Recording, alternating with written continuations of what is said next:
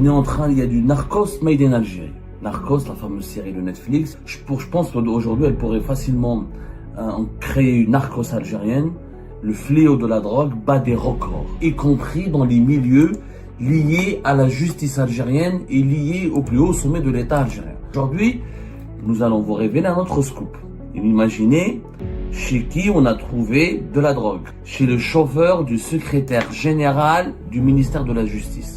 A été arrêté alors qu'il était dans sa voiture de fonction, une voiture de fonction du ministère de la Justice, dans laquelle, quand il a été arrêté, quand il a été contrôlé, il avait en sa possession 500 grammes de cocaïne. 500 grammes de cocaïne dans une voiture de fonction du ministère de la Justice chez le chauffeur du secrétaire général du ministère de la Justice. Ils ont perquisitionné sa maison, ils ont trouvé 1000 téléphones.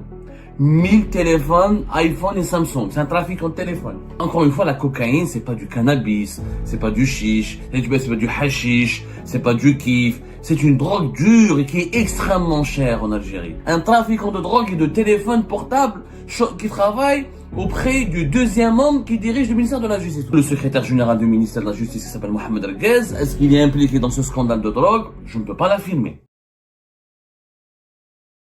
Rappelez-vous récemment, à l'occasion de la saisie de presque 1,6 million de psychotropes au port d'Alger, je vous avais prévenu, j'ai essayé d'attirer votre attention en disant que le sujet de la drogue, effectivement, est un fléau national.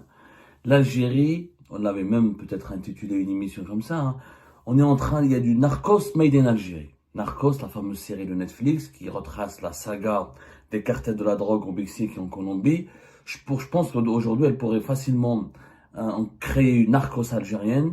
Le fléau de la drogue bat des records. Bat des records, y compris dans les milieux liés à la justice algérienne et liés au plus haut sommet de l'État algérien.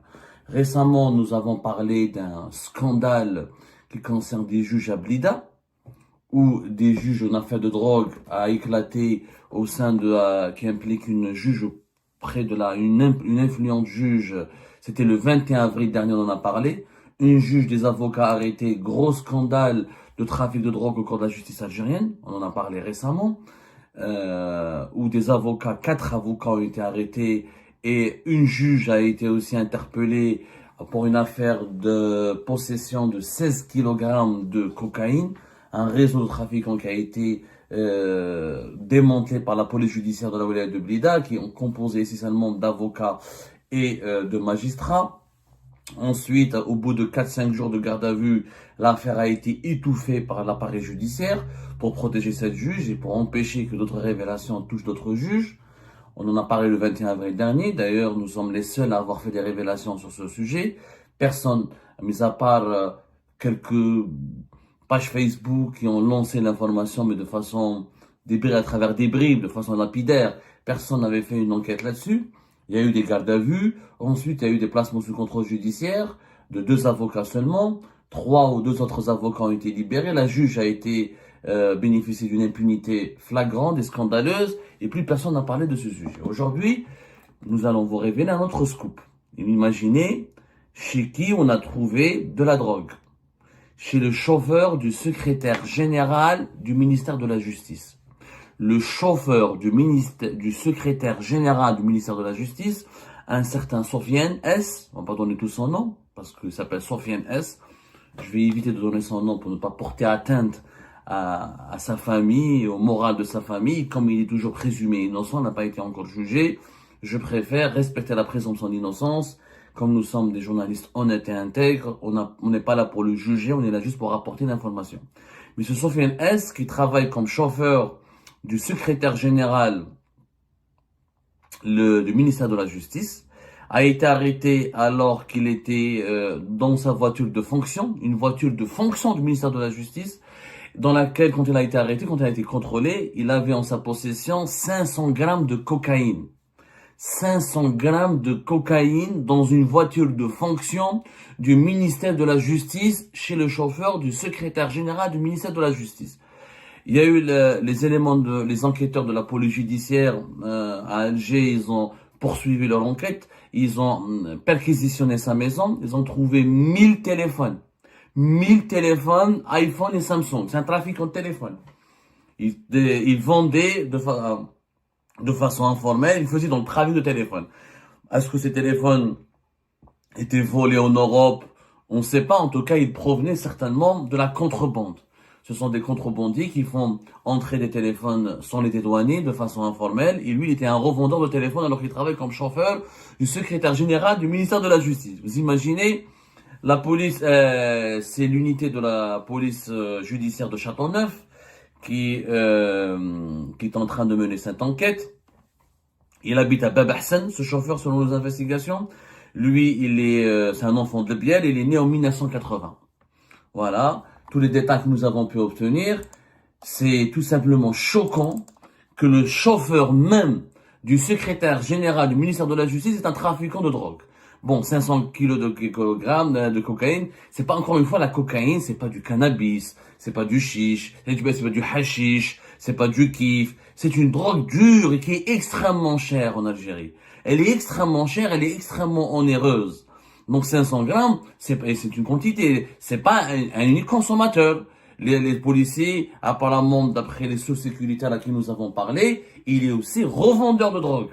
Il n'est pas uniquement un simple consommateur. Un trafiquant de drogue et de téléphone portable qui travaille auprès du deuxième homme qui dirige le ministère de la Justice, le secrétaire général du ministère de la Justice. Vous savez, c'est un poste prestigieux. C'est le deuxième, derrière le ministre, dans tous les ministères d'ailleurs, derrière le ministre, il y a le secrétaire général. Il y a le ministre, son directeur de cabinet, le secrétaire général. Le secrétaire général, il remplace quelquefois le ministre dans certaines de ses tâches. Il fait des visites sur le terrain, il organise l'agenda du ministre, il coordonne entre le ministre et les différents directeurs centraux, entre le ministre et les différents responsables de la cour et les responsables de cour de justice à travers le pays. Il assiste, il peut remplacer le ministre dans des réunions du gouvernement, il peut participer au nom du ministre dans plusieurs conférences, dans plusieurs journées d'études. C'est le bras droit du ministre, du secrétaire général. Le secrétaire général d'un ministère, c'est vraiment de larges pouvoirs en Algérie. D'ailleurs, la majorité des ministres algériens ont été, dans leur vie, auparavant dans leur carrière, secrétaire général d'un ministère, ou aidé au secrétaire général d'un ministère. C'est lui qui coordonne la préparation, la présentation et l'exécution du budget du ministère. Tout ce qui est finance passe par lui. C'est important quand même. Tout ce qui est commande publique pour l'ensemble du ministère. Il gère énormément de tâches assez stratégiques, Hachmar. Donc, il supervise toutes les activités du ministère avec le ministre. Donc, c'est un poste stratégique. Voilà, c'était son chauffeur. Donc, est-ce que je ne dis pas que le secrétaire général du ministère de la Justice, il s'appelle Mohamed Erguez, est-ce qu'il est impliqué dans ce scandale de drogue? Je ne peux pas l'affirmer. Ça serait aller très vite en besogne, comme on dit. Ça, je ne peux pas l'affirmer. Mais je pense que la police de Châteauneuf, elle doit vraiment aller jusqu'au bout de l'enquête. Certainement, il a profité de ses accès au pouvoir, de son poste privilégié. Il a vraiment un poste privilégié. Il a profité de ses contacts au sein du ministère de la Justice pour avoir une certaine impunité. Il pensait qu'il était protégé. Il pensait qu'il était, comment dirais-je, qu'il était quelque part couvert, et que au nom de certainement, il a utilisé le nom de son patron direct, qui est le secrétaire du ministère de la Justice, pour s'adonner à son trafic. 1000 téléphones, 500 grammes de cocaïne, et je ne sais pas quoi. La police judiciaire de Châteauneuf sont toujours en train de faire leur travail. Nous les encourageons, encore une fois, nous les remercions pour leurs efforts et pour leurs engagements dans la lutte contre la drogue, qui est un fléau national. Je ne sais pas s'ils vont tout... Je suis sûr que l'enquête n'en est qu'à ses débuts, et que peut-être il y a d'autres complicités. D'où est-ce qu'il ramenait cette cocaïne? À qui il la revendait? Est-ce qu'il y a des fonctionnaires du ministère de la Justice qui figuraient parmi ses clients? Et puis 1000 téléphones, vous vous rendez compte? 1000 téléphones, c'est un magasin wahdo. C'est un magasin, il y a des magasins à Paris, en France, dans une grande ville française, où ils n'ont pas dans leur stock 1000 téléphones. 1000 téléphones chez lui. C'est à Bab Hassan, c'est quand même très compliqué. La police judiciaire de Châteauneuf est en train de mener l'enquête. Je suis sûr qu'il y a un réseau derrière, que ce chauffeur du secrétaire général du ministère de la Justice n'est pas un cas isolé, pas un élément isolé. Il peut pas tout seul faire du trafic de téléphone, qui lui ramenait la drogue, qui utilisait une voiture de fonction. Parce qu'il pensait qu'il était protégé. Bien sûr, une voiture de fonction, quand tu passes par un barrage, c'est rare où les voitures de fonction elles sont fouillées. Et il leur dit, voilà, je suis le chauffeur du ministère de la Justice, il le laisse passer. Certainement, les policiers, les enquêteurs ont mené une filature, ils ont pris plusieurs jours, ils ont mené une enquête pendant plusieurs jours, ils ont compris, ils ont identifié qu'il était impliqué dans un trafic bien précis, et quand il a été arrêté en flagrant délit en conduisant sa voiture de fonction. Autrement dit, les policiers, généralement en Algérie, c'est vraiment le cas, les voitures de fonction, elles sont traitées de façon favorable, elles ont un traitement de faveur. C'est pour ça qu'il y a eu des scandales au sein des dirigeants algériens, quand un dirigeant algérien est corrompu ou là, quand il veut cacher son argent, la transporter des trucs prohibés, il prend sa voiture de fonction, parce que c'est rarement contrôlé. Et c'est un ministre, ministre ou la secrétaire générale du ministère, dans sa voiture de fonction, il y a de la drogue, il y a du cash, il y a des pots de vin, etc. Celui-là, il a été pris la main dans le sac. Ça signifie que les policiers ont mené une enquête auparavant. C'est choquant que le chauffeur du numéro 2 du ministère de la Justice soit un trafiquant de drogue. Et encore, je suis sûr qu'on n'a pas tout découvert. Il y a des choses, il y a anguille sous roche, il se passe des choses au sein du ministère de la Justice, comme il se passe des choses au plus haut sommet de l'État algérien, parce que l'État algérien, les dirigeants algériens sont à l'image de cette population, frappés de plein fouet par la toxicomanie et le fléau de la drogue. C'est un fléau national. Je vous assure, je parle avec mes compatriotes, des membres de ma famille, des amis, d'anciens voisins, des compagnons, des confrères, des consoeurs, des copains, des sources, des connaissances.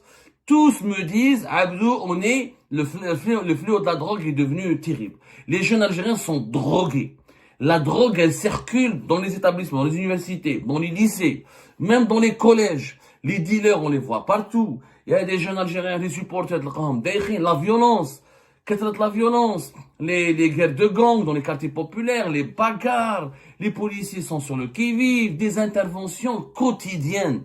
Je vous assure, les sources sécuritaires me racontent, même les avocats, les tribunaux et les commissariats algériens sont inondés d'affaires de scandales de drogue. Inondés.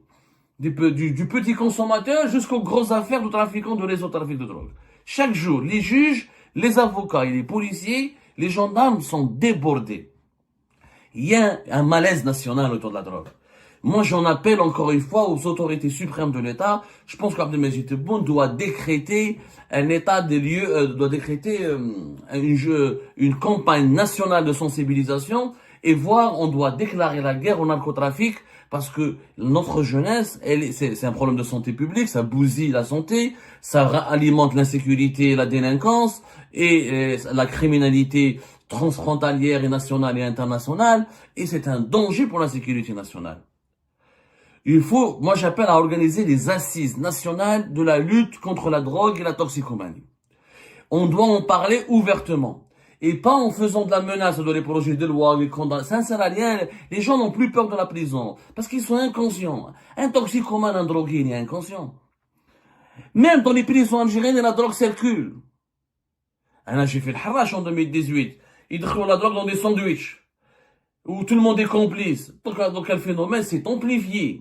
Pourquoi? Parce qu'il y a plus de misère sociale, plus de pauvreté, plus de moins de liberté publique et individuelle, plus de harga, plus d'angoisse collective. Et tout ça, ce sont des conditions de déprime nationale qui favorisent le trafic de drogue. Pour échapper à le drogué, le toxicomane, il cherche une échappatoire à son quotidien sinistre, à sa détresse quotidienne. C'est la drogue. La drogue, tout type de drogue.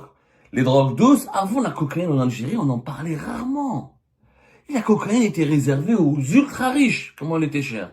Le cannabis, le kiff, le hashish, les drogues synthétiques, les psychotropes, oui, mais la cocaïne, l'héroïne, on n'entendait parler que dans les films. Aujourd'hui, c'est devenu complètement ça se banalise. L'Algérie, auparavant, elle était un marché de transit vers les pays européens pour la cocaïne. Aujourd'hui, elle est devenue elle-même un marché de consommation. Donc, il faut tirer la sonnette d'alarme. Et ça touche les hautes sphères du pouvoir. Ça ne touche pas parce que les franges, les classes populaires n'ont pas de moyens de pouvoir acheter la cocaïne, il faut arrêter de déconner. La cocaïne, c'est extrêmement cher. Des juges, des avocats, des chauffeurs de secrétaire général, des secrétaires généraux du ministère, et j'en passe. Là, on révèle uniquement ce qu'on sait, ce qu'on connaît. Il y a l'autre face, la facette cachée de l'iceberg. Il y a des réseaux de trafic, je suis sûr que c'est un chauffeur. Un chauffeur d'un haut dirigeant, c'est quelqu'un qui a des relations privilégiées avec les dirigeants. Généralement, les chauffeurs rentrent chez les familles, ils ont une proximité familiale, ils ont même une relation affective. Les dirigeants algériens font très attention au choix de leurs chauffeurs, les sélections de leurs chauffeurs. Attention, hein, le poste de chauffeur d'un ministre, d'un secrétaire général, d'un général, d'un président, d'un premier ministre, ça c'est des postes très clés. Parce qu'il y a des enquêtes d'habilitation, des fois là, les dirigeants algériens choisissent des gens et c'est de leur entourage proche. C'est des gens qui bénéficient de la confiance du dirigeant et de sa famille. Tu peux pas chauffeur d'un dirigeant algérien si tu n'as pas sa confiance. Donc, il y a eu confiance entre le secrétaire général du ministère de la Justice et ce chauffeur Sofiane S, qui a fait du trafic de cocaïne, de téléphone et de smartphone. Donc, c'est au nom de, il s'est basé sur cette confiance pour avoir quelques privilèges, pour avoir une certaine impunité qui lui a permis, pendant combien d'années, je ne sais pas quoi, de faire, de s'adonner à un tel trafic de consommation et de revente et de commercialisation, de distribution de drogue. C'est une affaire extrêmement grave.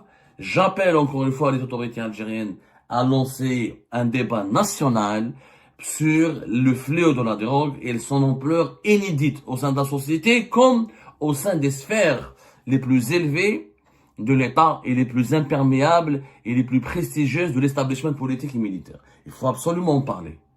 Maintenant, j'encourage encore une fois les éléments de la police judiciaire de Châteauneuf. J'espère qu'ils iront jusqu'au bout dans leur enquête. Nous les encourageons vivement.